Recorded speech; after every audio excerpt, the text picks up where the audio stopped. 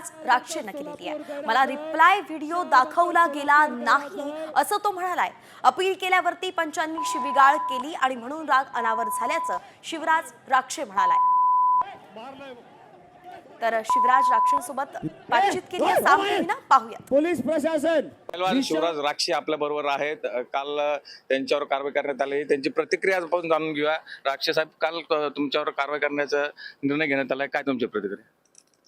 प्रतिक्रिया आता त्यांनी कारवाई केलेली, पंचांनी त्यांचं जो निर्णय आहे त्यांनी मीडियातर्फे सांगितलेलं आहे की पंचांकडून चूक झालेली आहे। पंचांनी आधी डिक्लेअर तिथं करायचं होतं व्हिडिओ दाखवून की बाबा व्हिडिओ बघून मग कुस्तीचा निर्णय घ्यायचा होता। मग तुम्ही आधीच निर्णय दिला नंतर ना तुम्ही चूक दाखवताय।